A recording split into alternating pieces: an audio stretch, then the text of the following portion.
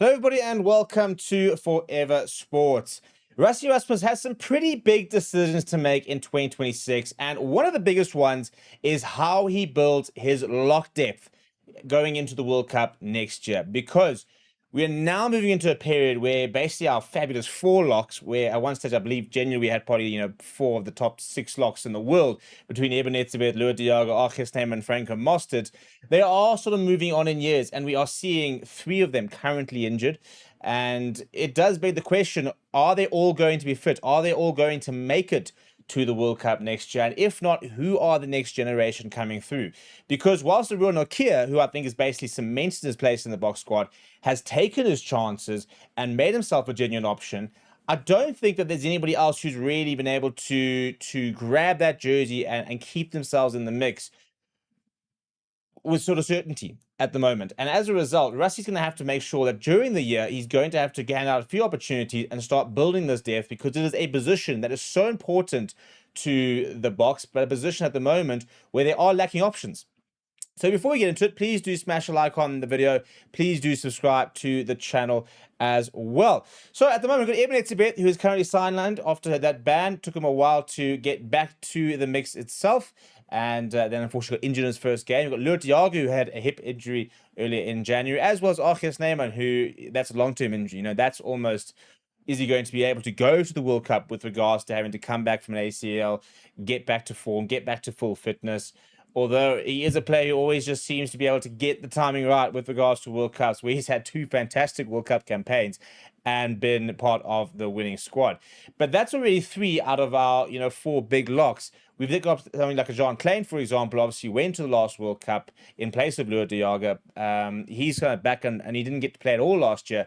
I think he's now in potentially for a very big season, depending on how serious the extent of Eben Etzebeth is. But what I've done is I've basically looked at all the options that are currently kind of in the alignment camps. There are a couple of others, but I'll be interested to sort of see what they kind of look like. And this is sort of where we land up at the moment. So as you can see, this is kind of just very rough, obviously, as well, because, we're looking at number 4, looking at number 5 lock, but we've got players like an RG Snyman who can play at either, to be honest. He can start the number 4 jersey, he can start the number 5 jersey, he comes off the bench, but he can occupy tight head or lock head spaces. And based in terms of a key, the red are the current injuries as of today is the 20th of April. Your green are your tried and tested and have got quite a few caps to their sort of name. Sal Murat, I think, is somebody people will disagree with being in the green inverted commas, but he has played games. He has been there for a while. He has, he's not a stranger to the Boks setup. If he were to go to the World Cup tomorrow, it wouldn't be like a who is Sal Murat type of thing. The light green are basically players who have been in Boks squads. 3 of those players have obviously played for the Boks. PSF the Toy is one of our best Boks of all time. The orange are players who are new to the squad and have yet to be capped, but are now suddenly in the mix. So let's look at it, shall we? So in the number 4 jersey, Jean Klein, I think, is currently in prime position to stake a claim. He brings a physicality about him that I don't think too many other players do. He was a huge addition in 2023 World Cup, so much so that he played in the World Cup final. So with Eben Etzebeth injured, I think we're going to be looking at the likes of him and a Sal Murat as major options this year, if Murat can stay fit and get himself back into the kind of form. But they really rate him. The big addition in the year is JJ van der Mesch, who's been absolutely brilliant, since making the move to the Premiership. He is looking so at home at Northampton, and he's barbaric. We talk about a big enforcer and a big lock. He is exactly that, and he has been recognized. He has been called into the squad, and he is in the mix. So all of a sudden, without Eben Etzebeth, I think those are probably the 3 other options right now. But I would like to see them really have a look at somebody like a Ruan Fenter, who's not probably tall enough really to be an ideal number 4 lock, much the same as even Batu Turkani, to be honest, although that kid is massive.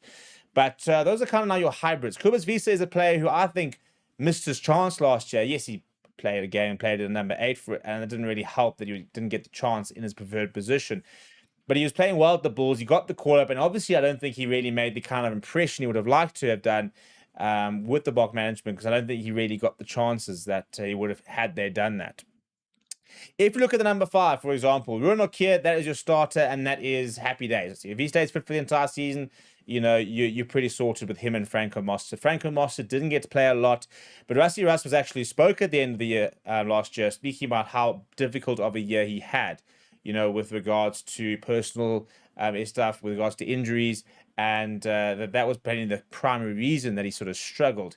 And now, with that's all kind of behind him, he is still a world-class operator, and he had a couple games last year where he kind of reminded us what he's all about, and he's always just Mr. Reliable. So you kind of already seen there's sort of four big green options, and I think JD van der Merwe is going to be a really good one. Nico Jans van Rensburg's always been around the fringes. I think him coming back to South Africa is going to be a big help for him. He's going to be able to put himself in front of South African audiences. They'll be able to monitor him a bit better and sort of see him week in, week out. But he's a player who's kind of been in and out of Boks camps. They obviously do rate him enough to keep bringing him back, but again, hasn't really got the options. Pieter-Steph du Toit is an emergency option. I think at the moment we've got options at 7, not Pieter-Steph du Toit option at 7, but we do. I mean, even looking at the graphic there, you've got a Bata Takani, a Ruan Venter. You can obviously play in that position. Even Ruan Okia can play there as well. But obviously, you wouldn't put Ruan Okia in the number 7 ahead of a Pieter-Steph du Toit. But he does give you that option at number 5. And then you've got a Riley Norton, who has been called up to an alignment camp. I think it's too soon for him, but they rate him. I think they rate him relatively higher. So there are other options. There's your likes of Jean-Luc Dupree, we haven't really mentioned. Ben Jason Dixon can probably do a job in there at lock as well. But those, for me, I think your front runners, these are players who have played lock at domestic level. Klikani and Ruan Fenton, not as much, but there are options there for the Lions, and I think could be genuine options there for the Boks.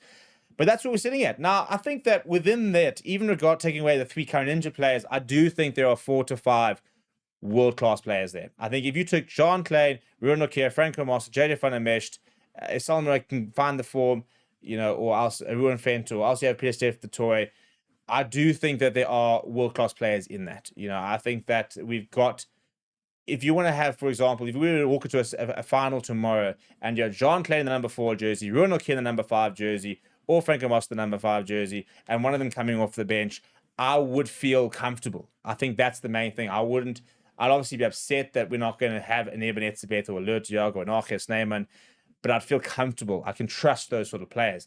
What we've got to do this year, and what Rassie and his team have got to try and work out, is how do they develop that further so that if there are any further injuries, if a Jean Klein goes into the red, if Franco Moss look like he might not make it, do we have the other options to be able to field different players and still have that kind of trust and the faith in the players that are going to represent us? So that's kind of where we're sitting. I think, ironically, last year I spoke about the fact that tight head was a big work on, and I think even this year we are seeing lots of options being added. Carly Sari being invited to alignment camp, but Wilco Low came through well last year. You got Francois Herbert making a return. We're gonna have to wait to see what happens to Asnati and Clavacania. You got Vincent Koch, who's kind of still around. You've got lots of different options. Zachary Portman getting the call up as well. You've got options there in the number 3 jersey. Thomas du Toit was sensational last year. Lock, I think this year will kind of be this year work on, to be honest. I think it'll be a major focus position for them, and very interested to sort of see how they balance that, especially when it comes to like the SAA game against Zimbabwe. Will we potentially see combinations like a JD van der Merwe next to a Nico Jans van Rensburg, or next to a Riley Norton, or something like that? I mean, there are other options as well. Ruben van Heerden, I think, is a great player. Never seems to really get the call up though, does he? So there are other options like that you're kind of floating around, but just haven't really been able to seem to crack nod, to be perfectly honest. JD Schicklings is another one. Jason Jenkins came back to try and make a bit of a claim. I think Etienne Oosthuizen is playing some fantastic rugby at the Lions, actually.